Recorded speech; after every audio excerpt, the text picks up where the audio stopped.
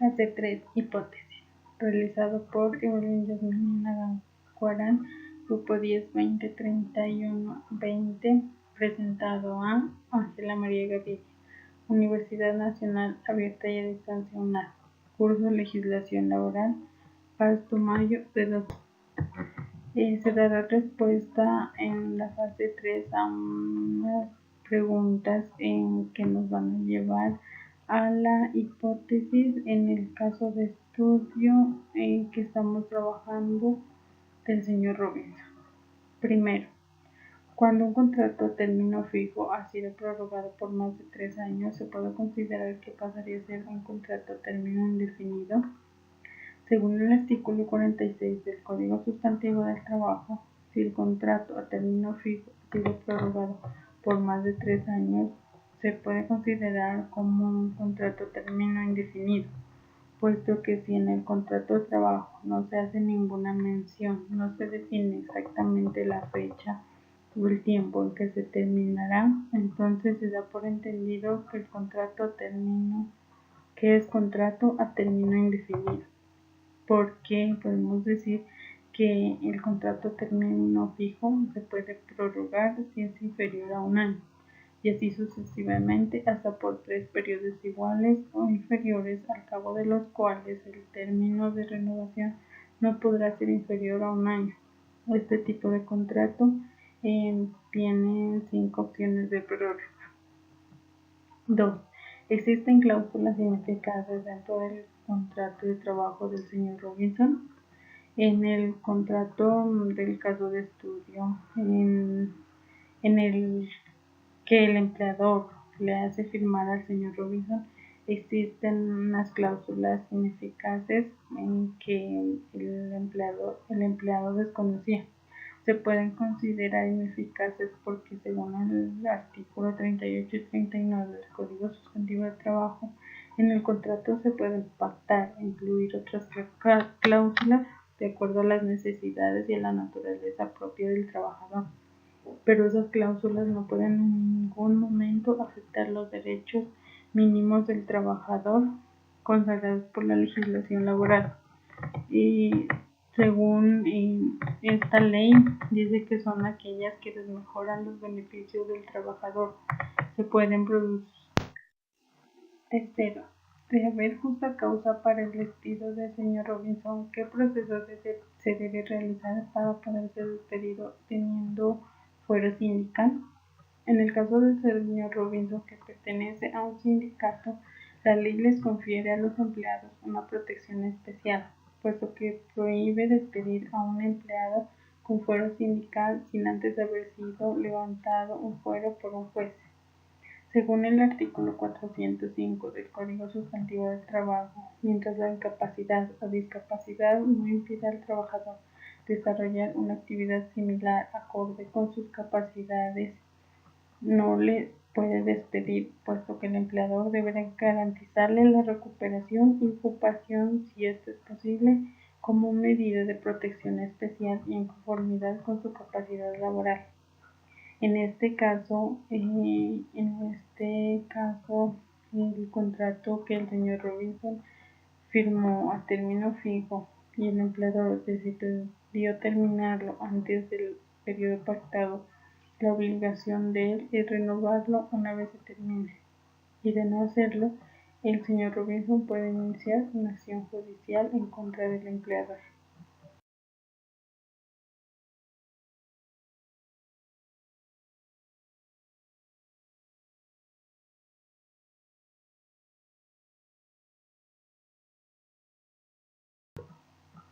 Cuarto, ¿existió acoso laboral en el presente caso? La ley, según la ley 1010 de 2016, tiene por objeto definir, prevenir, corregir y sancionar las diversas formas de agresión, maltrato, vejámenes, trato desconsiderado y ofensivo, en general todo ultraje a la dignidad humana que se ejerce sobre quienes realizan sus actividades económicas en el contexto de una relación laboral privada o pública. En el caso de estudio del señor Robinson, sí existió acoso laboral, porque tenía dificultades para hablar. Sus compañeros de trabajo siempre se burlaban de él, junto con su jefe inmediato le hacían persecución. Todo el conjunto residencial lo llamaba el Gago por culpa de sus compañeros de trabajo, quienes lo apodaron así. Era el hazmerreír del conjunto.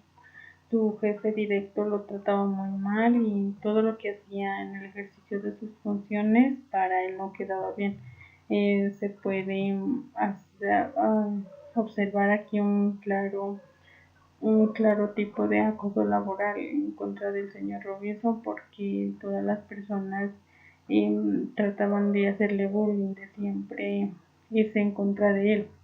Esto, según el artículo 2, define y clasifica las modalidades de acoso laboral. Se entiende por acoso laboral, dice que es toda conducta persistente y demostrable ejercida sobre un empleado, trabajador, un jefe o superior jerárquico, un compañero de trabajo o subalterno, encaminada a infundir miedo, intimidación, terror y angustia, a causar perjuicio laboral, generar desmotivación en el trabajo o inducir la renuncia del mismo. Quinto, ¿qué otros derechos tiene Robinson?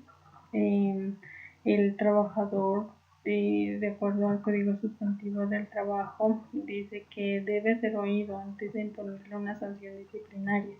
Si el trabajador comete una falta o viola alguna norma o regla de comportamiento debidamente incluida en el reglamento de trabajo, se le puede imponer una sanción disciplinaria, pero antes se le debe dar la oportunidad de presentar descargos, tal y como lo establece el artículo 2 del decreto 1072 de 2015. Dice que antes de aplicarse una sanción disciplinaria, el empleador debe oír al trabajador inculpado directamente. Dice que no le producirá efecto alguno la sanción disciplinaria impuesta con violación en este trámite. La intención de la norma es que se le garantice el derecho a la defensa y el debido proceso al trabajador. Según la Ley 100, los siguientes son los principios generales que rigen la seguridad social. Artículo 1. Sistema General de Seguridad Social Integral. El Sistema de Seguridad Social Integral tiene por objeto garantizar los derechos irrenunciables de la persona y la comunidad para obtener la calidad de vida acorde con la dignidad humana, mediante la protección de las contingencias que la afecten. Artículo 2. Los principios. El servicio público esencial de seguridad social se prestará con la sujeción a los principios de eficiencia, universalidad, solidaridad, integralidad, unidad y participación, teniendo en cuenta la eficiencia, universalidad y solidaridad. El sistema de seguridad social en salud. La empresa tiene la obligación de afiliar a sus trabajadores a la EPS que el trabajador elija. La EPS que deberá hacerse cargo de la salud del trabajador en cuanto a las enfermedades o accidentes que sufra el trabajador que no sean de origen profesional, caso en el cual será la ARL quien deba asumir los costos y tratamientos y medicamentos. Para que la EPS pueda garantizar al trabajador la salud mensualmente, hay que realizar un aporte equivalente de 12,5% del salario del trabajador, aporte que se distribuye entre el trabajador y el empresario, debiendo aportar el trabajador el 4% sobre el salario base y la empresa el 8,5% restante. La Ley 1607 del 2012 introdujo un cambio en la obligación de algunos empleadores de realizar estos aportes a partir del 1 de enero de 2014.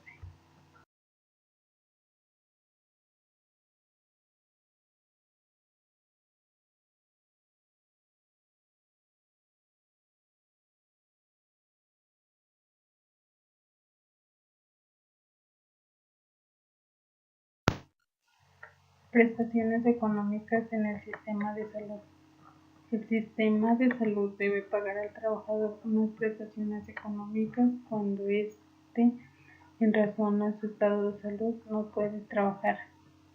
En el Sistema General de Riesgos Laborales, los administradores de riesgos laborales reconocerán las incapacidades temporales desde el día siguiente de ocurrido el accidente de trabajo o la enfermedad diagnosticada como laboral. Corresponde pues a la empresa asumir los primeros 2 días de incapacidad del trabajador. A partir del tercer día, la incapacidad debe ser asumida por la EPS si se trata de una incapacidad generada por enfermedad laboral. Si la incapacidad es causada por una enfermedad profesional, esta será cubierta por la ARL desde el día siguiente al suceso de los hechos. Artículo 227. Valor del auxilio. En caso de incapacidad comprobada para desempeñar sus labores ocasionadas por enfermedad no profesional, el trabajador tiene derecho a que el patrono le... Artículo primero de la Ley 1468 de junio 30 del 2011. Artículo que contempla la licencia de paternidad. El artículo 80 del decreto 2353 de 2015 establece que en la licencia de paternidad no hay lugar al pago proporcional, de manera que es requisito indispensable cotizar durante todo el periodo de gestación. Sistema General de Riesgos Laborales. La Ley 1562 de 2012, en su artículo primero, define el sistema de riesgos laborales de la siguiente forma. Es el conjunto de entidades públicas y privadas, normas y procedimientos destinados a prevenir, proteger y atender a los trabajadores de los efectos de las enfermedades y los accidentes que puedan ocurrirles en ocasión o como consecuencia del trabajo que desarrollen. Las disposiciones vigentes de salud ocupacional relacionadas con la prevención de los accidentes de trabajo y enfermedades laborales y el mejoramiento de las condiciones de trabajo hacen parte integrante del Sistema General de Riesgos Laborales. Nótese que esta norma, que modifica el Decreto Ley 1295 del 94, ya no se refiere al Sistema General de Riesgos Profesionales, sino al Sistema General de Riesgos Laborales. Afiliación al Sistema General de Riesgos Laborales. Toda empresa tiene la obligación de afiliar a sus empleados a una administradora de riesgos laborales y realizar los respectivos aportes mensualmente. La administradora de riesgos laborales será elegida por incapacidad por enfermedad laboral o profesional.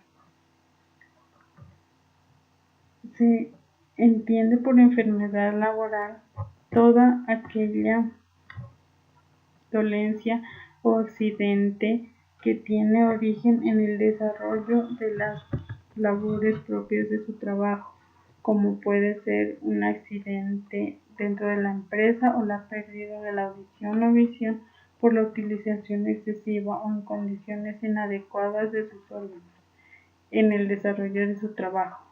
Sobre la incapacidad por enfermedad laboral, dice la Ley 776 del 2002, artículo 2, incapacidad temporal.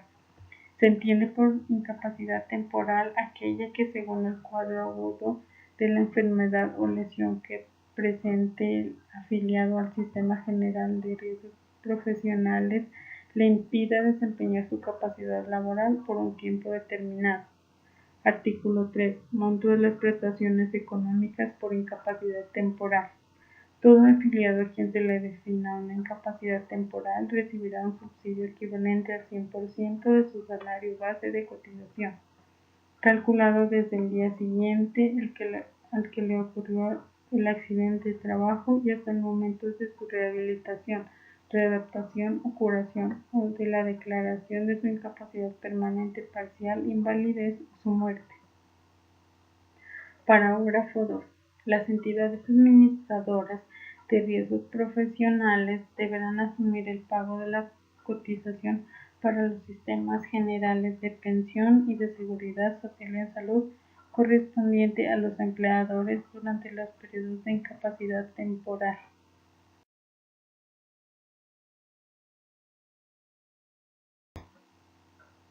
Parágrafo 3. La administradora de riesgos profesionales podrá pagar el monto de la incapacidad directamente o a través del empleador. Artículo 5. Incapacidad permanente parcial. Se considera como incapacidad permanente parcial al afiliado que como consecuencia de un accidente de trabajo o una enfermedad profesional presenta una disminución definitiva igual o superior al 5%, pero inferior al 50% de su capacidad laboral, para lo cual ha sido contratado o capacitado.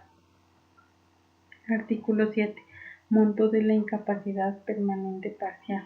Todo afiliado al Sistema General de Riesgos Profesionales a quien se le defina una incapacidad permanente parcial tendrá derecho a que se le reconozca una indemnización en proporción al daño sufrido, a cargo de la entidad administradora de riesgos profesionales, en una suma no inferior a 2 salarios base de liquidación ni superior a 24 veces su salario base de liquidación. Artículo 9. Estado de invalidez. Para los efectos del Sistema General de Riesgos Profesionales, se considera inválida la persona que por causa de origen profesional no provocada intencionalmente hubiese perdido el 50% más de su capacidad laboral, de acuerdo con el Manual Único de Calificación de Invalidez vigente a la fecha de la calificación.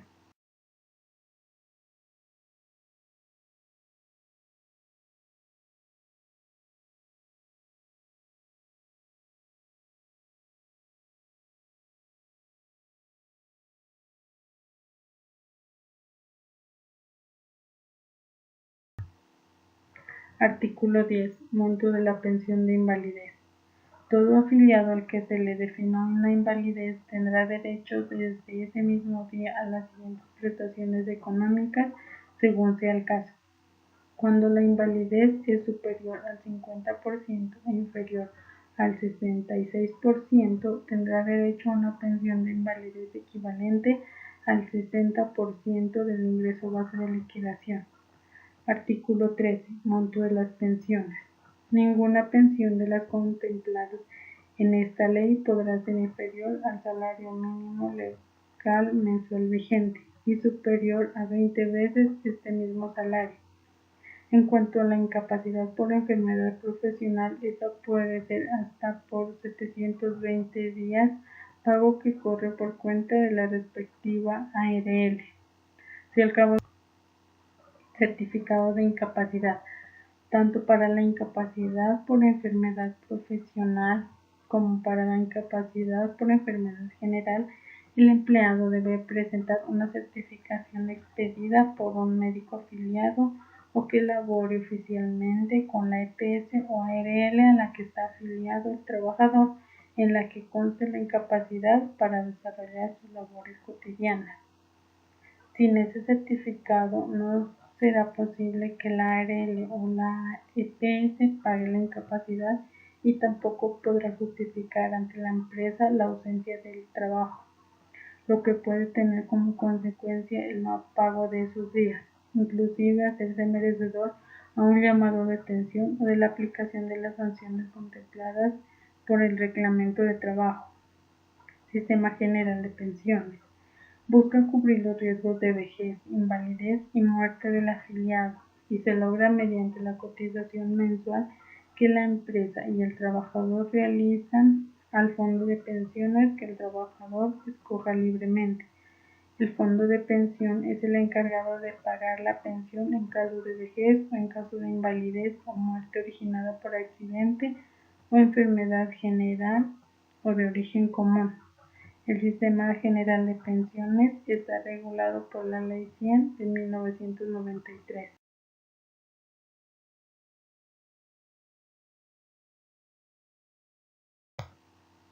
Afiliación al Sistema General de Pensiones. La empresa debe explique en qué consiste el derecho. 7. Está amparado legalmente el empleado. 8. ¿De qué trata la ley Mariana? No, tiene derecho el trabajador Robinson. Entonces hasta aquí podemos concluir el trabajo fase 3.